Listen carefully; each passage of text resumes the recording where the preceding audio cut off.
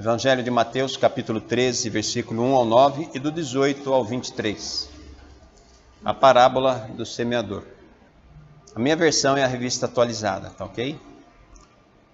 Naquele mesmo dia, Jesus saiu de casa e se assentou à beira-mar.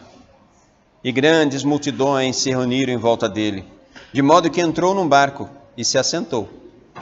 E toda a multidão estava em pé na praia. E de muitas coisas lhe falou por parábolas, dizendo: Eis que o semeador saiu a semear. E ao semear, uma parte caiu à beira do caminho, e vindo as aves a comeram. Outra parte caiu em solo rochoso, onde a terra era pouca, e logo nasceu, visto não ser profunda a terra. Saindo, porém, o sol a queimou, e porque não tinha raiz, secou-se. Outra parte caiu entre os espinhos, e os espinhos cresceram e a sufocaram. Outra, enfim, caiu em boa terra e deu fruto, a 100, a 60 e a 30 por 1. Quem tem ouvidos para ouvir, ouça. Aí você pula para o versículo 18, onde Jesus explica a parábola aos seus discípulos e àqueles que o acompanhavam. Ouçam, portanto, o que significa a parábola do semeador. A todos os que ouvem a palavra do reino e não a compreendem, vem o maligno e arranca o que foi semeado no coração. Em algumas traduções está, arrebata. Este é o que foi semeado à beira do caminho.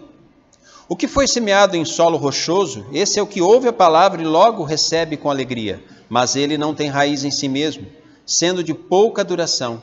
Quando chega a angústia ou a perseguição por causa da palavra, logo se escandaliza, ou em outras versões, logo desanima. O que foi semeado entre os espinhos é o que ouve a palavra, porém as preocupações deste mundo e a fascinação das riquezas sufocam a palavra e ela fica infrutífera. Mas o que foi semeado em boa terra é o que ouve a palavra e a compreende, este frutifica e produz 100, a 60 e a 30 por 1. Amém? Pode se sentar, igreja.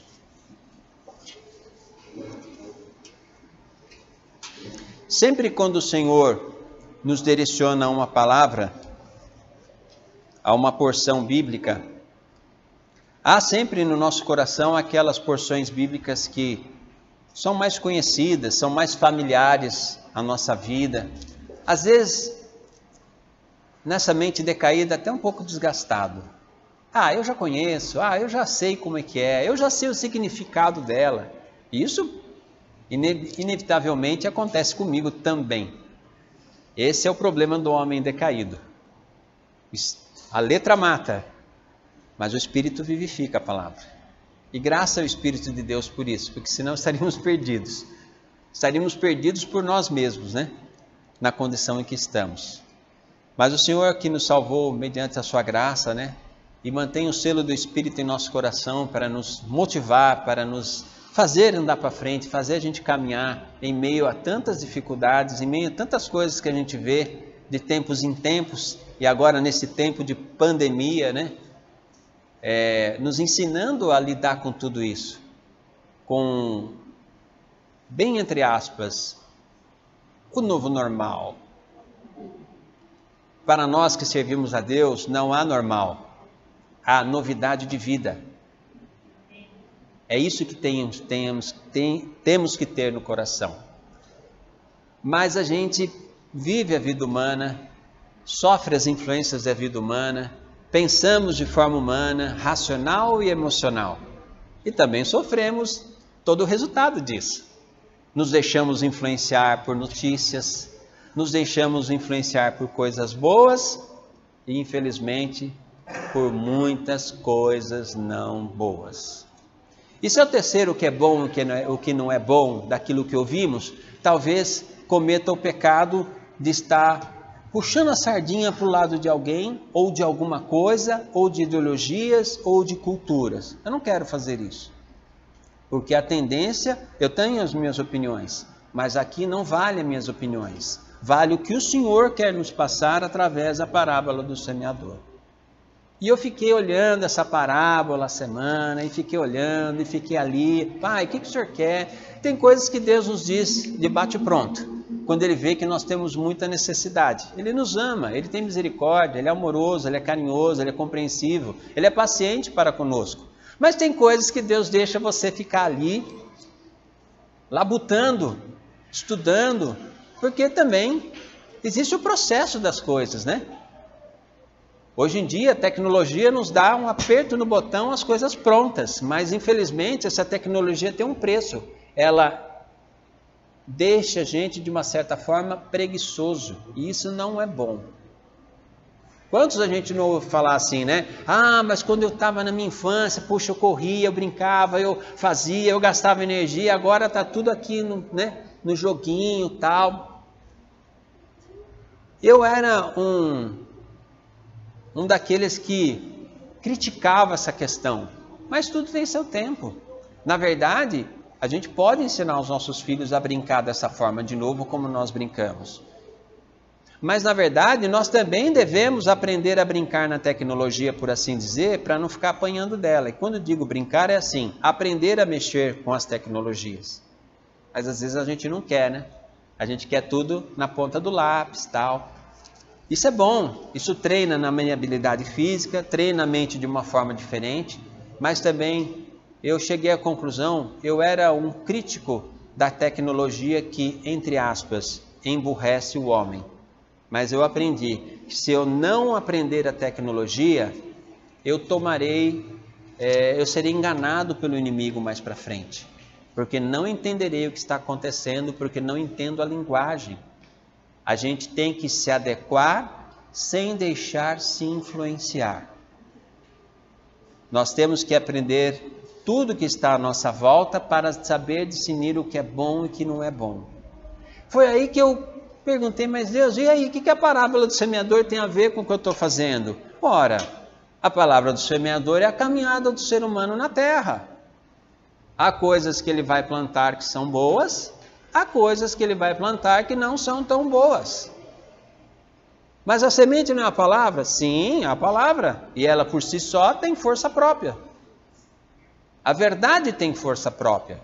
A mentira não. Então eu fiquei olhando isso, né? E Deus foi mostrando para mim. Você está numa caminhada sobre a terra. Só que essa caminhada mudou muito. De 1 ano e meio, de 2 anos para cá. E vocês estão estranhando. Mas já houve outras mudanças em outros tempos. E vocês não se aperceberam. Sim, houve mudança? Sim. Muita gente roubou o povo. Muita gente roubou as pessoas. Com ideias. Literalmente o dinheiro delas. Nos assaltos e tudo mais. Só que isso mudou. Porque a tecnologia trouxe agora uma definição do que é errado, do que não é. Antigamente nas perícias policiais, pouca coisa conseguia se comprovar. Mas a tecnologia que você já criticou outrora, hoje ela define muitas coisas que você não consegue negar. Porque a tecnologia ali traz a prova. Em contrapartida, a corrupção para tentar burlar essas tecnologias também são fortes. Em muitas áreas. Área médica, área policial, área política e assim vai. E eu falei, pai, como é que vai ser isso? Olhe para a parábola do semeador. Ainda os 3 inimigos continuam tão fortes lá atrás, antes da tecnologia, antes da computação, antes de tudo tecnológico, como agora. Quais são os nossos 3 inimigos? O primeiro deles, o mal. Eis que o semeador estava a caminhar. Caminhada. O que é caminhada? É a vivência na terra. E a semente cai sobre o caminho. E qual é o mais audaz e terrível inimigo disso tudo? É o mal. É o diabo. Que muitos não acreditam. Mas ele está sorrateiramente escondido tentando agir. E tentando arrancar a verdade de nós o tempo todo de várias formas. Tem 3 inimigos que a Bíblia deixa claro. Ela não fala desses 3 inimigos claramente, definindo a divisão. Mas nós, pela caminhada na terra, semeando e colhendo, nós percebemos ele. O primeiro é o inimigo. E alguns versículos dizem isso, né? Em João 8,44, você não precisa abrir, porque eu vou falar muitas passagens bíblicas, né? Ele diz assim: vocês pertencem ao pai de vocês, o diabo, e querem realizar o desejo deles. Ele foi homicida desde o princípio, e não se apegou à verdade, pois não há verdade nele. Quando mente, fala da sua própria língua, pois é mentiroso e pai da mentira. Há o inimigo sendo desnudado aqui. Em outra feita, em Mateus 16... Jesus repreende Satanás quando usa Pedro contra ele, né? Quando dizia a Jesus: Deus te livre de você morrer dessa forma tão trágica, quando Jesus anunciava a sua morte na cruz. Ele disse direto a Satanás, não disse a Pedro: para trás de mim, Satanás, você é uma pedra de tropeço para mim e não pensa nas coisas de Deus, mas nas dos homens. É muito legal ver como que a Bíblia a todo tempo ensina a gente a perceber os nossos inimigos. Ele não te ataca diretamente, mas ele usa pessoas e circunstâncias. E as pessoas usadas nem toda vez estão sabendo que estão sendo usadas nisso. Às vezes elas estão com a melhor das intenções, mas na verdade o inimigo sabe onde ele vai tocar na sua fraqueza para tentar te enfraquecer mais. Mas Deus mostra através do seu espírito, o discernimento dessas coisas. Ele é o nosso primeiro e mais mortal inimigo. Mas também ele age sobre outros 2 inimigos conhecidos, que é o nosso coração enganoso. Um coração que vive e assiste e ouve e vê de forma errada muitas coisas que acontecem no mundo, porque é só isso que é apresentado para nós na maioria das vezes. Não é verdade? E aí o coração se endurece, porque é tanta dor. Eu lhe digo com conhecimento de causa. Eu trabalhei na Polícia Militar de 86 até 97, 11 anos. Depois de 97 até 2016 no Bombeiro, 19 anos. E vi muita coisa, porque você vê. Polícia não vai para um local a não ser para atender coisas que ocorreram de errado. Bombeiro não vai para um local, geralmente, para atender coisas que estão bem, mas coisas que deram errado. Um acidente, uma árvore que cai, um fogo no mato. Sempre coisas que estão acontecendo na terra por causa da terra estar decaída. Então você vê muita coisa. Eu garanto a vocês, tudo aumentou? Não, tudo está proporcional. Como o mundo aumentou de pessoas, 30 anos atrás eram 4 bilhões e meio, hoje são 7 bilhões e meio, 30 anos depois. Então é claro que as coisas aumentaram, mas a dona tecnologia, infelizmente, traz online, a todo momento para você, as tragédias a todo tempo. Então aquilo também endurece o seu coração, porque você tem que suportar, não tem? Muitos não conseguem, muitos deprimem, muitos se angustiam, muitos ficam doentes, muitos com muitos problemas até tiram sua própria vida, porque não suportam as dores. Mas a verdade é que essa semente jogada num coração que está endurecido, que não permite que a palavra trabalhe sobre ele, mostre que onde abundou o pecado, superabundou a graça de Deus, disso a gente demora para lembrar. A gente lembra mais fácil daquilo que a gente viu, ouviu, ou recebeu no celular, mas se esquece que Deus está agindo. Quer uma prova disso? Existe um bairro em Hortolândia, eu não vou falar aqui por questão de não discriminar, né, tal, onde muita gente critica esse bairro. É um bairro muito grande, onde a onda de criminalidade, de tráfico de drogas é pesadíssima. E eu vivi isso, porque eu frequentei em trabalho de bombeiro muitas vezes esse bairro. E eu digo para vocês, é o local onde mais tem igreja evangélica no município de Hortolândia. E aí? O pecado vence ou Deus vence? Deus vence sempre. Só que isso as notícias não fazem, não falam. Não é verdade? Isso os meios de comunicação não divulgam. Então você fica com o quê? Você fica com o lixo daquilo que você ouve, vê e assiste. Então, eu sempre procuro me policiar nisso. Pai, e aí? Você está vendo muito isso, já deu. Você já sabe que isso vai desenrolar a semana toda. Já viu? Tomou ciência? Tá bom, é bom também. A gente também não pode ficar, não vou mais ver jornal, não vou mais ver nada, não vou mais ler nada. Não, então você não vai ser discernimento do que é certo e do que está errado. Até para você poder se proteger, se preparar. Você tem que se informar. Não é verdade? Não seja como aquele que recebeu o talento e guardou no bolso. Faz esse talento render. O talento o que é? Discernimento que Deus te dá, a inteligência que Deus te deu, a saúde que Deus te deu, seja lá ela qual for, de que forma for, de que está, para que você saiba até entender quando Deus está te avisando de algo. Agora, se a gente se fechar, e eu digo isso, muitas vezes eu quis falar, não vou mais ver nada. Estou vendo na pandemia, né? Não vou mais ver nada, estou cansado disso. Tudo bem, você pode ver menos, mas você tem que se informar. Senão você não vai saber nem o que está acontecendo e vai ser pego de surpresa. Aí você não vai poder cobrar do Senhor. Ô Senhor, puxa vida, o Senhor podia ter me avisado. Mas você se fecha no casulo?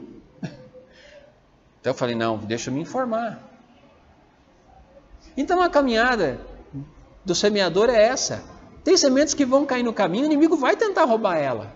Você tem que saber identificá-lo, orar, buscar ao Senhor, mais do que nunca hoje, para saber discernir, para que a palavra não seja roubada. Ao mesmo tempo, nesse desenrolar da vida, da caminhada, cuidado com o que você ouve, vê e assiste, senão seu coração vai ficar endurecido. A palavra tende a amaciar esse coração, como um adubo que vem sobre a terra e deixa ela mais fortificada. Sem a água da palavra, a terra seca e racha, como muitas vezes se viu no Nordeste, ou no deserto, mundo afora, não é verdade? E o terceiro inimigo, além do diabo propriamente dito, e do nosso coração que pode se endurecer, da nossa carne que não tende a buscar a palavra, mas que, quando submete-se à palavra de Deus, ela se submete à palavra, é o mundo. Os seus desejos, a fascinação das riquezas, os espinhos tentando fazer com que você creia que o mal está vencendo o bem. E que as coisas decaídas superam aquilo que é sublime de Deus. Nessa caminhada que nós estamos semeando coisas, plantando para que a gente possa colher coisas boas, é necessário que a gente se atente a isso também. Não é verdade? Os espinhos aqui, em 2 Timóteo, Paulo dá uma palavra forte para Timóteo. Tu, pois, sofres aflições como bom soldado de Jesus Cristo. Ninguém que milita se embaraça com negócios dessa vida, a fim de agradar aquele que o alistou para a guerra. É difícil estabelecer equilíbrio entre aquilo que é necessário para a nossa sobrevivência e aquilo que se torna mais, que vira ganância em nosso coração. Todos nós gostamos de ganhar dinheiro, todos nós queremos trabalhar, todos nós queremos nos dar bem. Às vezes até sonhamos em ganhar uma grana não esperada, né? Quantos de nós não quer isso? É a sobrevivência, nós queremos estar bem. Mas às vezes é claro que Deus não vai nos dar tudo o que queremos. Ele sabe para onde irá o nosso coração. Ele sabe o quanto podemos suportar e o que podemos administrar em nossas mãos. É uma verdade que eu não gosto de ouvir, mas que eu pratico no meu coração para não me tornar avarento. Eu já fui muito avarento. Muito. E com a desculpa da necessidade. Não, eu preciso disso. E Deus sempre ensinou. Não, sou eu quem te dá tudo. Sou eu quem te forneço tudo. Tudo é meu. Até você é meu. Nem você é de você mesmo. A não ser que você queira me negar e seguir por si só. Eu, não, Senhor.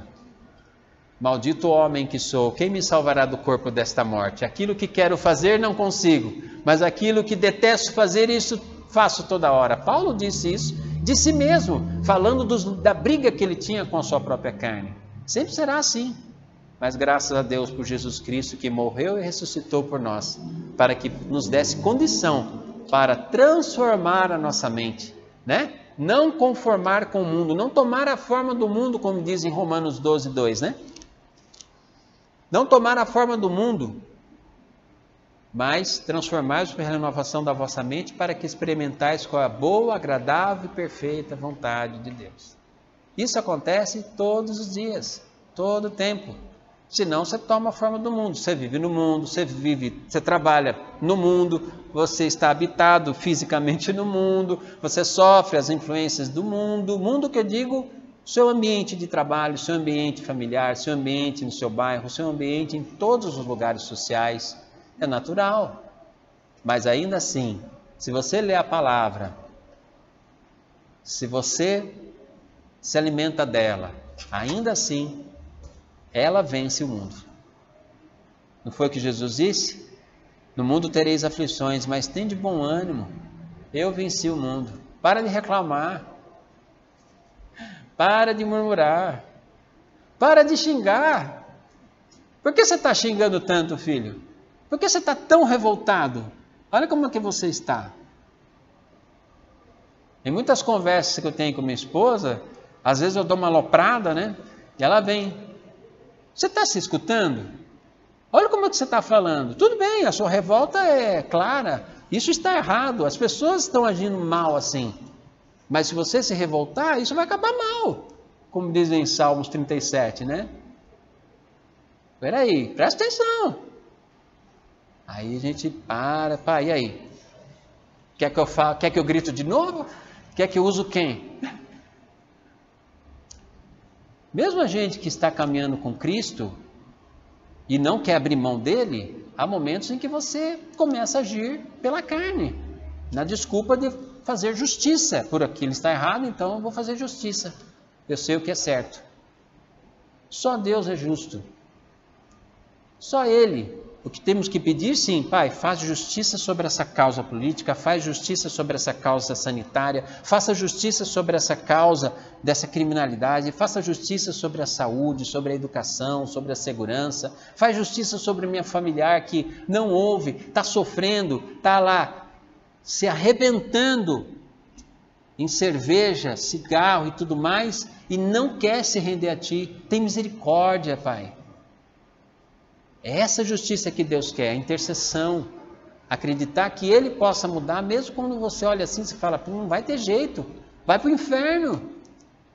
Tenho ficado preocupado com alguns familiares que estão caminhando, entre aspas, para um fim de vida, mesmo que ele viva mais 10, 15 anos, eu percebo que pelo caminho que está sendo trilhado, ele não vai se salvar. Não é porque eu acho que eu sou salvo, que eu sirvo a Deus. Não. Eu digo assim, porque eu percebo como o coração está embrutecido. Aí Deus pergunta para mim assim, há coisa demasiadamente impossível para mim? Por que você está limitando o seu holofote sobre mim ao critério daquilo que você está vivendo, em vez de acreditar pela fé que eu posso, através da sua semeadura, colher entre os espinhos a semente que eu quero. Mas a dificuldade da vida e as nossas próprias dificuldades, quando não temos aquilo que queremos, que tanto planejamos de forma tão assertiva, né? Até dentro da palavra de Deus, mas de repente Deus não te dá. Não é assim que dizem em Provérbios 16? Muitos são os planos do homem, mas a resposta certa vem do Senhor. Ai, que bonito, né? 16:3, ai, que lindo. Mas quando acontece com você que você não tem aquilo que você quer, aí você quer esbravejar com Deus, né? Aí Deus fala, opa, o que está acontecendo? Só falta eu te perguntar onde é que você está na viração do dia. Tem hora que a gente fica que nem Adão, né? E Deus pergunta, onde é que você está? Ué, mas Deus não é onisciente? A pergunta dele é retórica.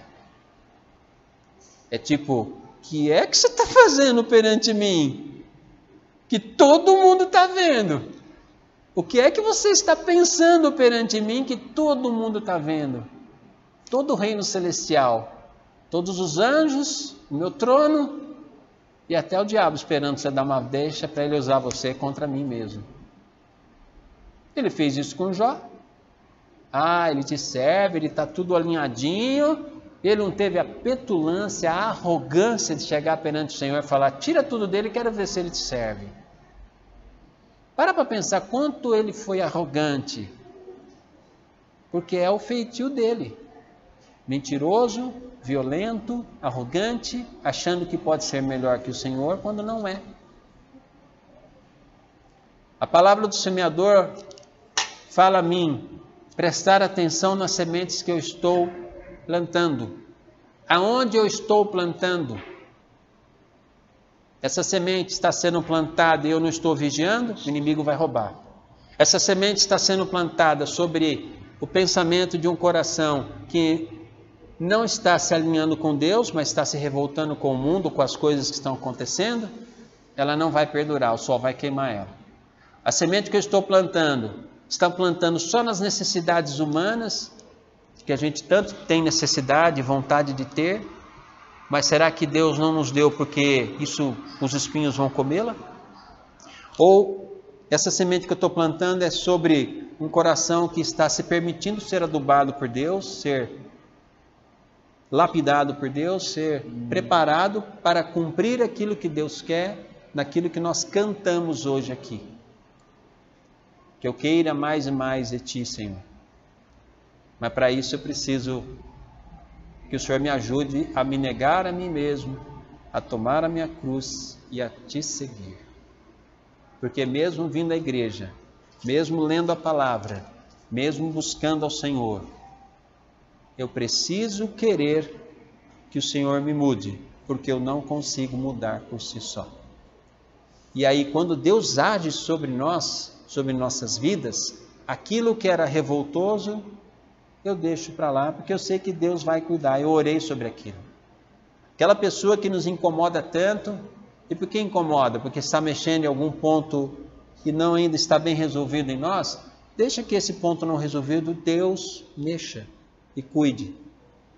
Aquela pessoa não poderá influenciar mais. E quando eu jogar a semente sobre um lugar que, de repente, eu possa saber que o inimigo possa tentar roubá-la, eu vou pedir a Deus e eu vou determinar em nome de Jesus que ele se retire.